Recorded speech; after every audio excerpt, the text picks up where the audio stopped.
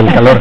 Para estar con todos ustedes, muy buenas noches, Alejandra, Cristina, y a todo el auditorio, gracias por acompañarnos y por sintonizarnos. Desde luego, también reiterarles la invitación a que se queden con nosotros a lo largo de esta transmisión especial, en donde le daremos a ustedes puntual detalle de lo que fue pues esa jornada cívico-electoral, en donde sin duda los bajacalifornianos, bueno, pues salimos a demostrar que queremos, qué es lo que queremos y cuál es el destino pues de este estado para los próximos años. Perfecto, y precisamente ya lo mencionábamos, en punto de las 6 de la tarde cerraron las 4.230 casillas que fueron instaladas en todo el estado de Baja California, y lo que se esperaba, por supuesto, los líderes nacionales, tanto del Partido Revolucionario Institucional, así como el Partido Acción Nacional, salieron a dar unos mensajes.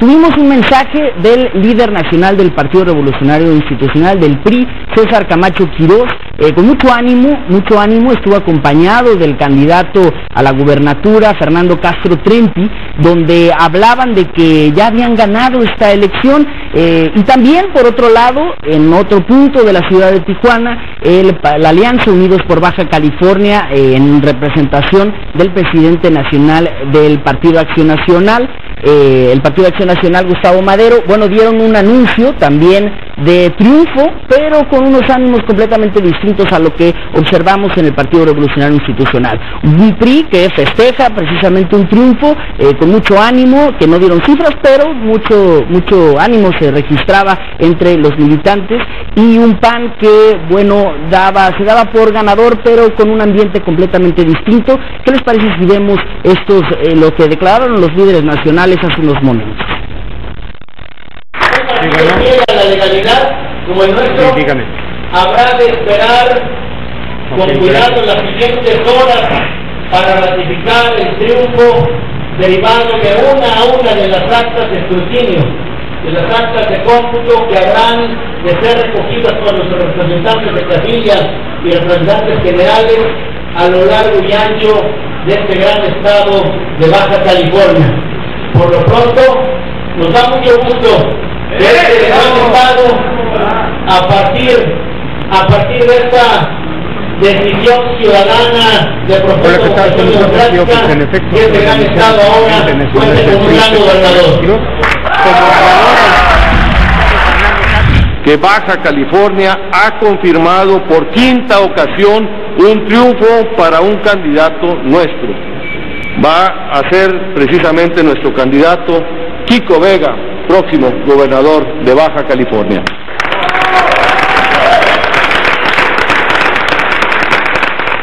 Y bueno, un mensaje de ambos líderes nacionales, distintos, completamente distintos en el ambiente. Alejandra, lo vimos a Gustavo Madero, que no estaba acompañado del candidato Kiko Vega. Miguel, la reserva de lo que ya decías, que es esperar la decisión, de los bajacalifornianos y, por supuesto, resultados del instituto, pues lo que vemos ahorita es nada más una lectura, ¿no?, del panorama.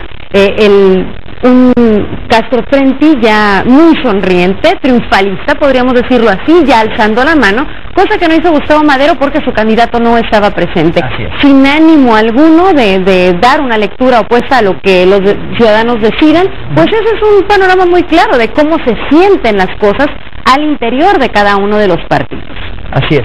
Así es, bueno, no es nuevo, hemos vivido ya esto mucho antes en otros comicios cuando se adelantan, ¿no? Hoy me pareció muy prematuro, justamente unos minutos después de cerrar las casillas, después de una jornada de 10 horas, ambos líderes de los partidos PRI y PAN salen y declaran ganador a su candidato. Se me hace prematuro, sin embargo no es nuevo aquí en México, esto no nos debe de sorprender, pero sí es importante esperar estos resultados, por lo menos los preliminares, que van a empezar a marcar una tendencia, y entonces sí podremos tener algo que decir, más quienes pues muy temprano salieron a anunciar a su ganador. Así es, y bueno, el mensaje claro, totalmente distinto, los ánimos se veían completamente diferentes tanto en el PRI como en el PAN, ¿no?, que en este caso Compromiso por Baja California y Unidos por Baja California.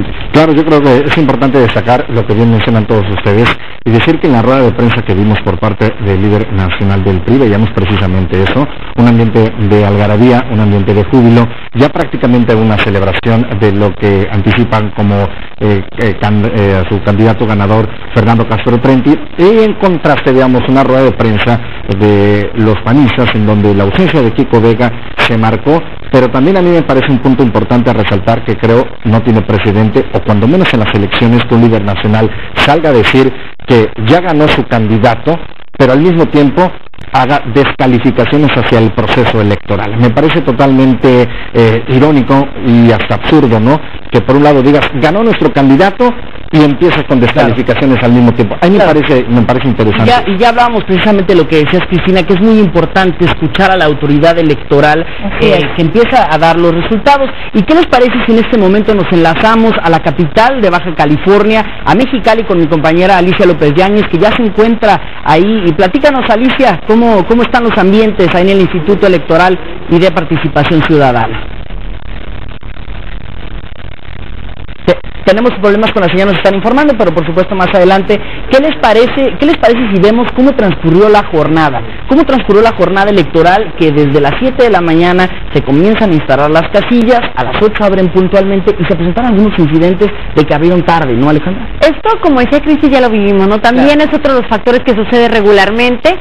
Hubo, incluso me parece, donde votó el arzobispo a 8:40 de la mañana y todavía no podían votar, pero bueno, es algo que sabemos es parte y que de no la llegan jornada. las personas que fueron capacitadas, ¿no? Falta un compromiso muy importante, porque pues es una decisión que va a marcar el rumbo que va a tomar Baja California, el estado donde vivimos. Es un compromiso que se adquiere con anticipación, y no es la primera vez que esa misma casilla abre tarde por el mismo motivo, porque no llegaron todas las personas involucradas para la apertura oficial de la casilla, y muchas veces han tenido que elegir de la misma fila de gente de votantes. Claro, a que se unan a ayudar. A que participen para que pueda operar la casilla. Es lamentable faltar a este deber cívico. Así es. Pues veamos el reporte. Vamos a ver. Perfecto. Este domingo 7 de julio, los comicios electorales en Baja California arrancaron sin incidente alguno a partir de las 8 de la mañana, con la instalación de 4.230 casillas en todo el estado para recibir a los 2.410.573 ciudadanos inscritos en el estado nominal. También se instalaron 5 casillas especiales, una en cada municipio. Hasta las 9 de la mañana, el Instituto Electoral de Participación Ciudadana de Baja California reportó que el porcentaje de casillas instaladas era del 48% en todo el estado, debido al retraso de algunos funcionarios de casilla, lo que ocasionó la inconformidad de los votantes, que tuvieron que esperar hasta 1 hora para emitir su sufragio. En esta jornada electoral en Baja California se elegirá a un gobernador, 5 presidentes municipales y 25 diputaciones locales. Para que transcurra de manera ordenada y pacífica, se están llevando a cabo operativos coordinados con los 3 niveles de gobierno para brindar seguridad a los votantes. A las 11:43 de la mañana, el municipio de Tecate y Playas de Rosarito tenían ya registrado el 100% de las casillas instaladas, mientras que Mexicali llevaba un 97%, Ensenada un 99%, y el más retrasado era el municipio de Tijuana con el 89%. A las 12 del mediodía, el Instituto Electoral de Participación Ciudadana de Baja California confirmó que todas las casillas en el municipio de Tijuana están instaladas y funcionando en su totalidad. Y bueno, vamos en este momento, creo que ya se mantuvo la señal con Alicia López Yáñez. Enrique Luengas nos tiene el reporte. Enrique. Así es, Miguel. Vamos a hacer contacto directo hacia la ciudad de Mexicali. Se encuentra mi compañera Alicia López Yáñez para que nos informe cómo ha transcurrido la jornada electoral en aquella ciudad, en la capital del estado, y qué es lo que hasta el momento se observa ahí en el instituto. Alicia, hacemos contacto contigo. Muy buenas noches. Adelante, Alicia. Bueno. Adelante, Alicia, estamos al aire. Buenas tardes, nos encontramos en el Instituto Electoral y de Participación Ciudadana aquí en Mexicali. Sí, Alicia, te escuchamos. Donde en unos minutos más iniciará la sesión y se encuentra con nosotros el arquitecto Rubén Castro Bojor, que es el presidente y consejero de este instituto. Arquitecto, ¿cómo cierran las casillas este día 7 de julio aquí en Baja California en esta jornada electoral? Ahorita nos acaban de dar el último reporte. Llevamos el 40% de las casillas cerradas. Ya iniciaron el conteo para después cerrarlas y entregar el acta definitiva. Nosotros consideramos que en el término de 2 horas ya vamos a poder empezar a tener los primeros resultados y los vamos a subir al PREP para que la ciudadanía los conozca. ¿Cuándo se empieza ya a tener resultados del PREP allá al aire, que se puedan ya conocer? Esperemos que para las 8 de la noche, y de ahí empezará prácticamente de cero y se irá incrementando, y creemos por la experiencia que tenemos que a eso de las 11 de la noche tendremos alguna tendencia ya. Arquitecto, sabemos aquí en el cierre de algunas casillas de Mexicali hubo incidentes violentos, quemaron algunas casillas. ¿Qué le parece eso? Son lamentables. Bueno, como tú lo mencionas, son hechos lamentables. Desde luego que nosotros hubiéramos querido que esto hubiera salido todo bien, pero bueno, estamos hablando de 1 o 2 casillas, esperemos que no sean más, y esto desde luego no vulnera el resultado, sí nos vulnera al instituto, a la sociedad, a los partidos, a las coaliciones, puesto que son actos que no deberían de suceder. No tenemos idea de quién lo haga, pero quien lo está haciendo está contraviniendo la voluntad de los ciudadanos y desde luego que está actuando en contra de la democracia a la cual todos aspiramos. Queremos que nuestro país día con día sea perfectible, sea más perfecta su democracia, y con esto desde luego que es un retroceso. Arquitecto, por otra parte, se están declarando ganadores los 2 principales contendientes. ¿Qué le parece? Es muy pronto esto. Bueno, como no he estado viendo la televisión y la radio, no he oído nada al respecto. Pero es muy temprano para que se proclame alguien ganador. Sí, desde luego no pueden proclamarse ganadores mientras no tengamos nosotros cuando menos un avance del 15-20% del PREP, y desde luego todavía ahí no sería legal que se manifestaran como ganadores, sino hasta que el conteo que se haga en los distritos, que empieza el próximo miércoles, y que daremos los resultados el próximo domingo, en donde ya en forma definitiva daremos un ganador. Ese es mi reporte Mexicali, y ahorita inicia nuevamente, después de un receso de algunas horas, inicia nuevamente la sesión aquí en el Consejo Estatal Electoral. Es mi reporte. Gracias, Alicia López Yáñez, desde la ciudad de Mexicali. Ya lo escuchó usted, estarán esperando que cuando menos el 15 o 20% del cómputo lo tengan listo para dar resultados preliminares. Vamos al otro lado de la historia. Muchísimas gracias, Enrique. Y bueno, Alejandra, pues un señalamiento importante del presidente consejero del Instituto Electoral y de Participación Ciudadana. Quizá a las 8 de la noche, Cristina, ya empiezan a dar. Quizá a las 8 de la noche, los primeros resultados preliminares de esta jornada electoral en Baja California. Ya lo decía que para las 11 de la noche seguramente una tendencia ya de los resultados que esperamos, y el miércoles probablemente, por la experiencia que dice que tienen, quizá ya se tengan números definitivos. Así es, estaremos al pendiente, ¿no, Alejandra, de cómo se da este conteo rápido, este PREP? Sí, y al margen de eso, yo creo que esta elección tiene una relevancia nacional, y lo vimos por el desfiladero de personajes a nivel nacional que estuvieron aquí apoyando a sus candidatos, y vemos que esto tiene influencia no solamente en el futuro de Baja California. El Pacto por México tiene mucho que ver en esto también, y de eso más adelante vamos a hablar con los dirigentes nacionales. Así es, hablamos con los dirigentes nacionales, y sí es importante recalcar que bueno, fue una jornada electoral tranquila, sin incidentes graves, sin incidentes mayores. Cristina, estuvimos monitoreando a lo largo de todo el día de cómo se desarrolló con nuestros compañeros reporteros, y pues fue realmente algo muy puntualizado del Instituto Electoral. Hay que esperar para poder interpretar bien qué fue lo que sucedió. Esta tranquilidad puede que sea buena, pero también puede tener un trasfondo, ¿no? Por otro lado, sí, yo creo que también tendríamos que ver lo positivo de lo tranquilo de la jornada, que se debe destacar, pero desafortunadamente una muy baja participación ciudadana, y del abstencionismo también vamos a hablar más adelante. Vamos a hablar más adelante. Alejandra, ¿nos tienes algo? Claro que sí, vamos con Shadia Webb. En ese momento nos presenta el coordinador de campaña de Kiko Vega, el candidato de la Alianza Unidos por Baja California, Óscar Vega Marín. Shadia, ya estás lista con Óscar.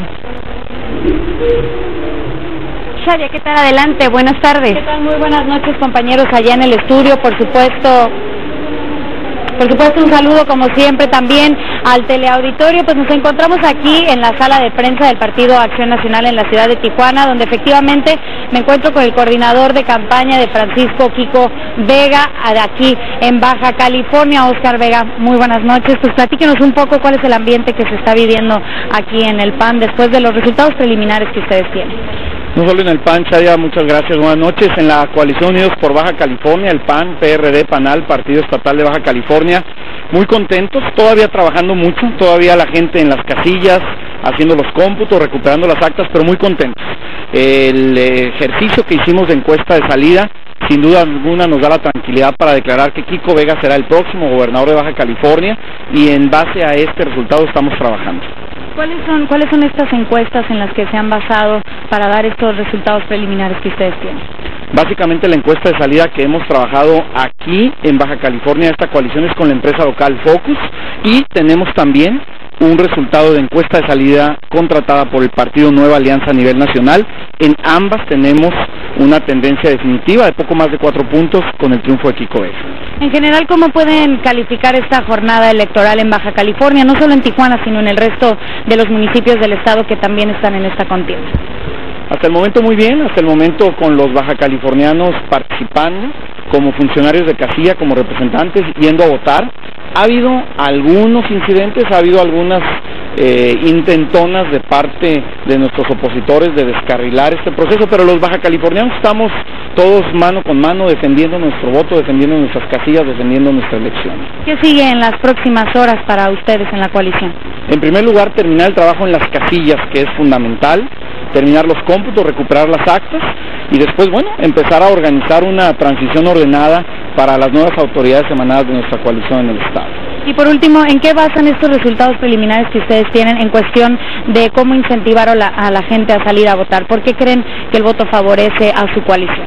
Estamos convencidos que los baja californianos quieren un futuro de certeza, de paz, de tranquilidad, y eso solo lo podemos encontrar con los candidatos de nuestra alianza. Así lo demostramos en campaña, así lo presentamos con nuestros candidatos, y así lo está decidiendo la gente hoy, 7 de julio, en Baja California. Muy bien, Oscar Vega de la Madrid, Oscar Vega Marín, coordinador de campaña de Francisco Kiko Vega aquí en Baja California. Este es el reporte que tenemos para ustedes, compañeros. Regresamos al estudio y por supuesto seguiremos al pendiente de lo que transcurre en las próximas horas. Gracias, Shadia. Y bueno, yo creo que lo que decíamos en ese momento, ellos están por supuesto tratando de proteger. Tenemos una lectura muy clara de lo que estaba sucediendo en la casa de campaña o de lo que estaba sucediendo en la coalición que encabeza el PAN. Insistimos en esperar resultados, pero sí podemos ver que los resultados de las encuestas de salidas, o esos conocidos como exit polls, han influido en el ánimo de ambas casas. Sin duda, son ya 24 años del PAN en Baja California. Aquí sí surge la inquietud de dónde se encuentra el candidato de la coalición Unidos por Baja California, Francisco Vega. Me hubiera gustado mucho haberle preguntado a Oscar Marín. Sí, claro, por supuesto. Estas elecciones sin duda adquieren especial relevancia por lo que hemos venido platicando después de 24 años que el Partido Acción Nacional ha mantenido la gubernatura del estado. Hoy, cuando menos el PRI ya proclama ganador a su candidato, a espera y a reserva desde luego de la información que vaya proporcionando el PREP y la autoridad, que es la única institución que va a dar finalmente ganador a uno u otro candidato. Pero sin duda, bueno, pues supone interesante el hecho de que estos dos contendientes ahora, después de una elección, pues continúan con esa rivalidad, ¿no? Esperando la resolución o la decisión final de las autoridades, pero me parece que eso podría, de llegar así, pues llegar hasta los tribunales, como ya se había anticipado, ¿no? Así es, y algo muy importante que mencionaba Alejandra es la participación ciudadana. Cómo realmente a lo largo de la jornada no se veía mucha gente en las casillas, Alejandra, muy poca afluencia de personas que acudían a las urnas, que eso es preocupante, creo yo. Yo destacaría lo que decía Cristi, vemos una tranquilidad, pero por otro lado, bueno, nos debe de dar gusto ver que no había gente en las calles. Sin duda destacamos la no violencia, no hubo un incidente por ahí aislado, que afortunadamente no pasó a mayores, que se quiere entender que fue algún intento de alguien que no tenía nada que hacer y punto, ¿no? pero sí vemos que pues no violencia no es igual a algo positivo para un Estado que regularmente tiene baja incidencia de participación ciudadana, pero que en las elecciones federales lo superó por mucho. Estábamos hablando de un 60%, que hoy hablamos de un 30-31%, y por supuesto esperando ya también cifras oficiales en ese sentido. Así es, sí es preocupante, y bueno, mucho tuvo que ver cómo ambos candidatos, bueno, se manejó en las campañas, ¿no? Ahora se refleja en las urnas, y eso, por supuesto, es algo que se debe de atender y pues, buscar alguna estrategia por parte del Instituto. No desde ahorita, ¿no? Es algo que ya tiene, que ha ido del abstencionismo, ha ido de menos a más. Es algo preocupante, es un foco que está encendido, es la realidad que estamos viviendo, son muy pocos los que acuden a las urnas, y bueno, pues como lo decía Alejandra, se habla de entre 25 a 35%, imagínate, nada más son números ya preocupantes, ¿no? Ya para ocuparse definitivamente de este tema. Claro, si bien es cierto, hay que destacar lo que mencionaba Alejandra, de que unas elecciones tranquilas, pero ya decía ella, y muy bien apuntaba, de que no necesariamente por ser tranquilas sean positivas, y la participación ciudadana pues ha venido a menos. Aquí habría que de verdad hacer un análisis muy concienzudo por parte del Instituto Estatal Electoral y por parte también de los candidatos que vengan o que aspiren, porque hay un desencanto, y eso queda más que claro entre los ciudadanos, ¿no? El ciudadano cada vez quiere saber menos de propagandas o de campañas electorales, y lo más lamentable es que menos de participar en un voto. ¿Saben qué? Si nos vamos a cifras y números duros, ¿cuánto le costó, no, a cada ciudadano ese abstencionismo? ¿Cuánto costó el voto? ¿Cuánta gente de quien está en este patrón electoral acudió realmente a votar, y cuál fue el presupuesto aprobado para el instituto y todos los demás gastos, no, los partidos políticos y todo lo que se genera de egreso en la contienda electoral? Y seguiremos platicando acerca de todo este desarrollo electoral que sin duda nos va a dar para muchísimo, pero por lo pronto vamos a ver cómo votaron los tres candidatos a la gubernatura de Baja California. Durante la mañana de este domingo, los tres candidatos a gobernador de Baja California emitieron su voto en la ciudad de Tijuana. El primero fue Felipe Ruanova Zárate, candidato a gobernador por el partido Movimiento Ciudadano, quien votó en la casilla número 930 en el fraccionamiento Lomas de Agua Caliente a las 9 de la mañana tiempo local. El segundo en votar fue el candidato de la coalición Compromiso por Baja California, Fernando Castro Trenti, quien acompañado de su familia y del líder nacional del PRI, César Camacho Quirós, así como del senador Manlio Fabio Beltrones, acudió a las 10:30 de la mañana a votar en la casilla número 928 en el fraccionamiento de Playas de Tijuana. Por último, el candidato a gobernador de la Alianza Unidos por Baja California, Francisco Vega de la Madrid, emitió su voto en la casilla 1106 en la colonia Buenavista. El candidato estuvo acompañado de su familia. Baja California es el único estado en la República Mexicana que este 7 de julio sus ciudadanos elegirán a gobernador. Noticieros Televisa, César Iván Ramírez, Tijuana. Bueno, mucho era el análisis que hacíamos nosotros, los comunicadores, que hemos seguido de cerca esta contienda electoral, pero definitivamente la voz experta el día de hoy nos hace favor de acompañarnos, es el doctor Víctor Alejandro Espinosa. Él es politólogo y investigador del Colegio de la Frontera Norte. Gracias por acompañarnos aquí en Decisión 2013, bienvenido. Buenas tardes.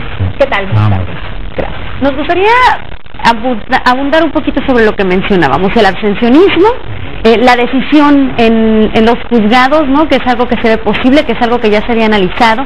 El desencanto es una cosa, pero estamos hablando de una elección extremadamente cara y nos quedamos como ciudadanos o como institutos con los brazos cruzados pensando, pues otra vez nadie va a votar.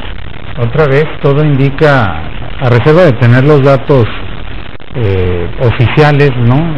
Que irán fluyendo junto con el PREP, pero la primera percepción, algunos indicios nos dicen que fue muy baja la participación, entonces estamos hablando probablemente de un 30% otra vez de participación.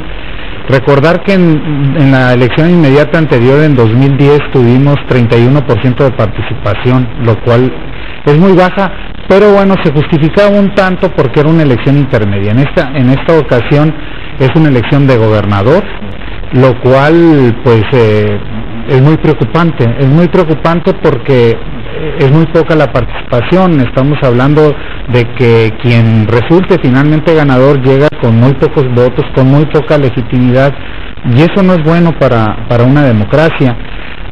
Se incrementa el costo porque tenemos que dividir finalmente el costo del proceso entre el número de votos, y entonces pues eso hace que los votos sean muy caros. Eso es lamentable y bueno, parece ser que el triunfador, después de lo que estamos viendo, que se están proclamando ganadores, pues el triunfador o la triunfadora es la abstención, lo cual es muy preocupante, insisto, porque además un estado que fue ejemplo de la primera alternancia a nivel nacional en 1989 y que ha venido decayendo progresivamente la participación de 1992 ahora ha venido bajando. En 2009 fuimos el último lugar federal de participación, subió un poco en 2012, pero fuimos el antepenúltimo lugar.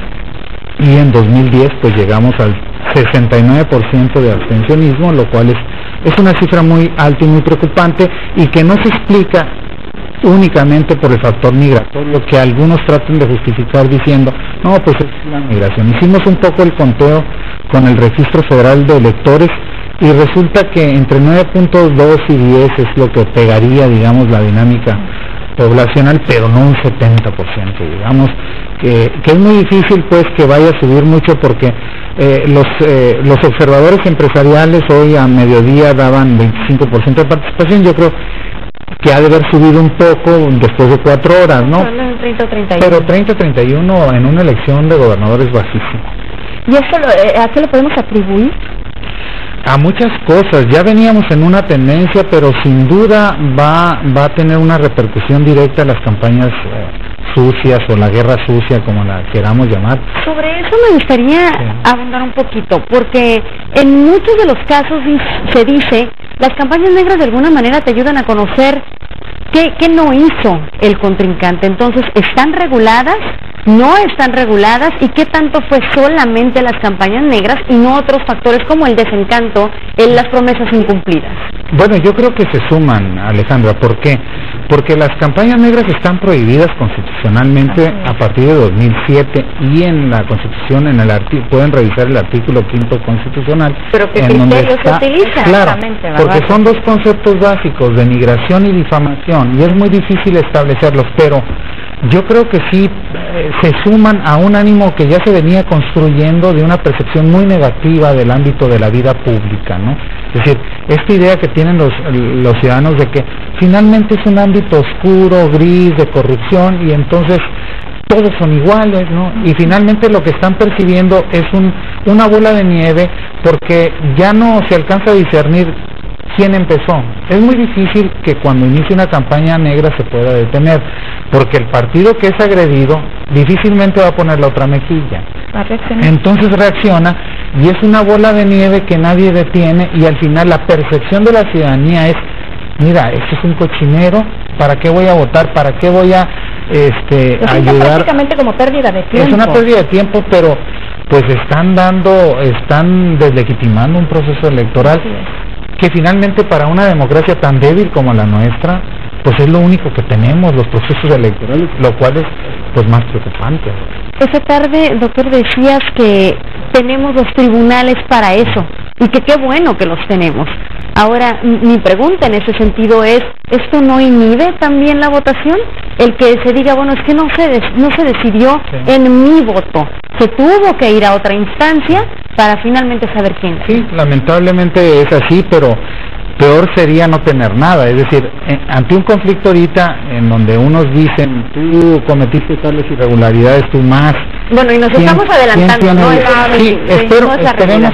Yo creo que hay impugnaciones, ya había impugnaciones, hay que decirlo, muchas impugnaciones por ambas coaliciones que tiene que dirimir el órgano electoral. Tiene mucha tarea. Si la resolución que adopte el órgano electoral no complace al que metió la demanda, la queja va a ir ante el Tribunal Estatal del Poder Judicial de la Federación, electoral del Poder Judicial de la Federación, del Estado, perdón. Si así no le satisface, la última instancia que va a dirimir es el Tribunal Electoral del Poder Judicial de la Federación, que tiene la última palabra. Entonces puede ser que llevemos un tiempo en esto, ¿no? Finalmente. Bueno, pues te agradecemos muchísimo tu visita sobre todo este análisis, Cristi, que nos ayuda un poquito a entender y yo creo que más a reflexionar en el sentido de ¿y qué pasa después de esto? Porque ahorita pues podemos tener claro que hubo abstencionismo, podemos tener claro que la gente no va a votar, y cuando analizan los porqués, yo creo que ahí sí habría que exigirle a los órganos electorales cuál es tu análisis y qué vas a hacer. Y que no se está haciendo mucho al respecto, puesto que este problema del abstencionismo ha ido de menos a más y es preocupante. Quiere decir que le falta atención, mucha atención en ese sentido. Necesitamos reformar el ámbito, necesitamos una reforma política a fondo, es la conclusión, no solo a nivel local, sino a nivel federal, para que cambien muchas cosas, ¿no?, que ahora se han puesto a prueba y nos indican que no están funcionando. Y otro factor que también mencionabas, ya me están insistiendo en mandar acorde, perdón, pero sí es que no solamente participemos en las elecciones, que los ciudadanos nos involucremos en lo que sucede después, porque también tenemos funcionarios que saben pues que nadie les va a exigir al final del día. Yo creo que tienen que rendir cuentas y para que rindan cuentas necesitan una ciudadanía exigente, informada, que esté presionando a que rindan cuentas, porque si no, pasa la elección y ya nos vemos dentro de 3 o 6 años. Exactamente, al siguiente día ocupan los titulares, pero al tercer día se nos olvida, ¿no? Así es. Bueno, pues entonces nos vamos a una pausa comercial. Gracias, Víctor Espinosa, y regresamos con este programa especial.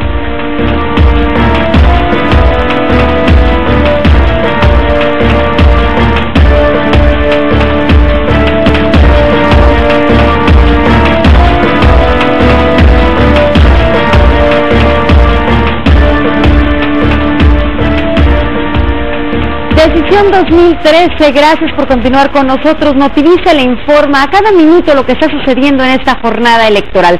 Vamos a intentar restablecer comunicación con René Mendívil, coordinador de la campaña de Fernando Castro Trenti de la coalición Compromiso por Baja California. Están ellos ya en gran fiesta, así que es difícil la comunicación por el ruido, la música y demás que hay ahí, pero vamos a intentarlo nuevamente. Mi compañero Antonio Avilés está precisamente con él. René, a ver si en esta ocasión me escuchas. Buenas noches. Hola Alejandra, muy buenas noches, fuerte y claro. Perfecto, ahora sí, René, yo oigo fiesta, nada más que fiesta ahí a tu alrededor, y mi pregunta de hace unos momentos era, ¿no es prematuro cuando no hay resultados oficiales? Mira, después de 24 años, Alejandra, por supuesto que no es prematuro, al contrario, habíamos tardado ya muchos años para tener la posibilidad de que el PRI recuperara la gobernatura de Baja California, y este es el ambiente que priva no nomás aquí en Tijuana, sino en todo el estado, por los resultados que se tienen. Fuimos muy responsables durante toda la campaña y el día de hoy no fue la excepción. Nuestro presidente del Comité Ejecutivo Nacional, César Camacho, sale a anunciar el triunfo de Fernando Castro Trenti a razón de que se tienen los elementos con las encuestas de salida que fueron contratadas por el propio Comité Ejecutivo Nacional y que indiscutiblemente confirmaron lo que venían señalando las encuestas también al cierre de campaña, que el ganador de la jornada del día de hoy iba a ser Fernando Castro Trenti y la coalición Compromiso por Baja California. René, nosotros todavía pues nos quedamos en especulaciones mientras no se tengan datos oficiales, pero si nos basamos en esas encuestas de salida de las que hablas, 2 municipios se irían para la coalición del PAN. ¿Se van a respetar los resultados o estamos viendo un Baja California que estará decidiendo su elección en tribunales? El presidente Camacho fue muy puntual, fue muy claro, que era importante reconocer y respetar los resultados, que así como hay un reconocimiento de que el PRI va encabezando sin duda alguna la tendencia para la gobernatura de Baja California, también él reconocía que había un municipio que es Playas de Rosarito, que hasta el momento de la conferencia los números no nos eran favorables a nuestra coalición y a nuestro partido. En otro municipio la competencia es muy cerrada, pero que esa competencia cerrada seguimos estando encabezando por puntos porcentuales que están todavía en los márgenes de error de las encuestas de salida, pero estamos en la competencia. Yo lo que estoy convencido de que una vez que la autoridad arroje los resultados no nomás del PREP, sino los resultados oficiales, Baja California se pintará de rojo, Alejandra. René, ¿les dice algo el abstencionismo? El porcentaje de votación fue mínimo, estamos hablando de un 31%. ¿Hay algo que se tenga en mente hacer de manera inmediata porque por esa falta de interés para que regrese el encanto hacia los políticos nuevamente en Baja California?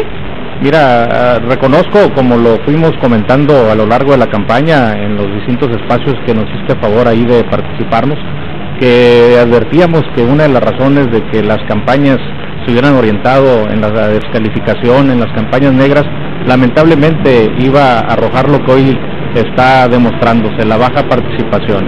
Nosotros siempre quisimos y deseamos que tuviéramos una participación copiosa, que ese era el principal reto, pero a final de cuentas también entendemos que en la democracia se gana y se pierde con un voto. Hoy tenemos una tarea, tenemos una gran responsabilidad, una responsabilidad que Fernando Castro Trenti asumirá a partir del 1 de noviembre, y como partido también y los candidatos en su momento trabajar con más intensidad para convencer y motivar la participación ciudadana, que eso es lo que nos deja de deuda también esta elección. Muchísimas gracias, René. Es René Mendívil, coordinador de la campaña de Fernando Castro Trenti, y por supuesto mucho más que platicar más adelante una vez que tengamos ya resultados oficiales. Buenas noches, gracias. Gracias. Y bueno, de nueva cuenta nos acompaña en la mesa Víctor Espinosa del Colegio de la Frontera, y bueno, ya con algunos resultados los primeros, es prematuro aún todavía, son muy pocas. Sí, muy temprano. Sería interesante tener el dato de alguna conteo rápido, porque a diferencia de las encuestas de salida, el conteo rápido es una muestra representativa de resultados reales de casillas. Entonces eso nos podría arrojar un poco más de información, mucho más apegada a lo que va a ser el resultado final. Pero yo tenía entendido que se habían registrado empresas para hacer estos conteos rápidos, a lo mejor, no creo, pero probablemente en una conferencia de prensa que diera el Instituto Electoral pudiera adelantar algo, porque sí sería muy interesante, ¿no?, ver, para relacionarlo más con el PREP, que tiene más que ver con los resultados. Ahora, está fluyendo lentamente y así va a estar. Yo creo que no vamos a tener mucha información, hay que desvelarse bastante, pero lo interesante es que los datos que se están subiendo, se van subiendo como van llegando. Entonces, estos resultados son de Mexicali. Son los primeros que llegan. Son los primeros, las primeros presidentes que llegan con su paquete, esos son los que se van dando, se saca el acta y se va capturando. Entonces, las primeras horas vamos a tener resultados de Mexicali. Lo interesante va a ser cuando empiecen a fluir los resultados. Yo creo que de Tijuana empiezan a llegar hacia las 10 de la noche, pues van por carretera hasta Mexicali, ¿no? Es el que tiene el mayor número de... Más del 50% del listado nominal está en Tijuana. Doctora, falta de resultados, por supuesto estamos apegándonos a las lecturas que damos de lo que ha ido fluyendo. En el caso específico del Partido de Acción Nacional o de la coalición que encabeza, hablan de que hasta un poco más tarde van a emitir algún posicionamiento. La único que hemos tenido de ellos hasta el momento son las declaraciones de Gustavo Madero, y por otro lado vemos un PRI pues ya en pleno festejo. ¿Qué lectura se le da a eso? Sí, bueno, esto se ha hecho en los últimos procesos electorales, no solo aquí, sino acuérdense ustedes a nivel federal, ¿no? Sí. Que salen los candidatos o las casas de campaña cuando está muy cerrado, porque si hubiera una diferencia notable entre uno y otro candidato, luego se refleja. Sí, recuérdense a Josefina Vázquez salir luego a decir ya perdí. Vázquez Mota salió muy temprano, ¿te acuerdas que todavía ni siquiera llegaban los resultados de Baja California por el cambio de horario? Se le criticó mucho por eso, pero hay tendencias y si es muy grande el margen, entonces estamos viendo que los resultados van a ser muy cerrados y por eso están saliendo. Por eso yo decía que sería muy interesante conseguir los datos de los conteos rápidos para ver una muestra representativa. ¿Es una estrategia esto de anticiparse de alguna manera? Yo creo que sí, es también parte de la catarsis, ¿no? Hay mucha tensión, hay que entender lo que se están jugando, y entonces es una forma también de ver. Habría que ver quién hizo las encuestas, porque yo me acuerdo, pero muy claro, de un ejemplo en Baja California en 2004, en la alcaldía, que salió Jorge Ramos a las 6:30 de la tarde con una encuesta que era el encuestador en aquel tiempo, Rafael Jiménez, a decir que iban 6 puntos arriba y que la tendencia era irreversible, y a las 11 de la noche el PREP arrojó unos resultados ya incontrovertibles de que había ganado Jorge Sanz. Entonces, de manera que, el PAN dice 5 puntos, el PRI no dice exactamente con cuántos puntos va arriba, pero yo creo que hay que esperar en términos, uno entiende la salida, pues, pero y también sería muy interesante ver qué casas hicieron las encuestas de salida, porque también hay de casas a casas. Claro. Y luego terminan enojándose con las casas encuestadoras porque tú me dijiste que había ganado. Creo que aquí el factor va a ser la gubernatura, porque en el caso de las alcaldías, incluso ellos mismos están reconociendo que hay 2 municipios y que no les favorecieron con el voto y que lo van a respetar. Se están adelantando también a la derrota en 2 municipios. Sí, y también es interesante, ha habido información de que la mayoría en el Congreso la tiene el PRI. Eso sería muy interesante, ¿no? Ver si es cierto que 2 o 3 municipios porque la moneda estaba en el aire en Tecate, pero ya también se sumó a la posibilidad de que gane el PRI. Entonces, si esto es así, si gana el PRI 3 municipios, incluyendo Tijuana, y la mayoría del Congreso, salvo que hubiera habido un voto cruzado, no ganaría la gobernatura el PRI. Entonces, eso es muy interesante, porque tendrían que haber votado de manera diferente los electores, para que, sumando estos 3 municipios y la mayoría del Congreso, no gane el PRI. Es una jugada muy interesante, ¿no? Y poco común. Este silencio del PAN no nos está permitiendo especular de más, es decir, sale Gustavo Madero, pero pasa un largo periodo en el que sin el candidato, ¿verdad? Y sale sin el candidato. Yo creo que en los cuartos de guerra, como les llaman, están haciendo cuentas, ¿no? Yo creo que están sumando, están viendo, y a veces incluso calculan el mejor horario para salir, pero estrategia. Estrategia, ¿no? Yo creo que estrategia con los datos que yo creo que están corroborando lo que les dieron en las encuestas, ¿no? Con los datos que pueden tener en otro lado, pero o a lo mejor algunos también tienen conteos rápidos, porque había aprobados 8 encuestas. No nos dijo bien a bien el instituto, habría que preguntárselo cuántos de esos sondeos aprobados eran conteos rápidos y cuántos encuestas de salida, y de esos oficiales no hemos tenido resultados, o los que sí habían aprobado la metodología que se registra, porque además está tardando, porque para poder salir esas casas encuestadoras que hicieron tiene que pasar por el visto bueno del instituto. Entonces apenas van a empezar a salir esos datos en 1 hora, 2 horas. Solamente eran 8 las empresas autorizadas por el instituto, pero para salir tienen que pasar los resultados al instituto y el instituto decir, ¿está bien o está mal? Ahora, ¿esto es sano para la ciudadanía, el que se estén anticipando de alguna manera? O sea, ¿cómo se interpreta? Bueno, es parte, todavía no concluye el proceso. Yo creo que es parte, es salir, es dar un mensaje. A veces hasta puede resultar positivo en el sentido de que si les dicen ganamos, pues se disipa un poco posible conflicto, no sé, es parte de las estrategias. Todavía no concluye la jornada como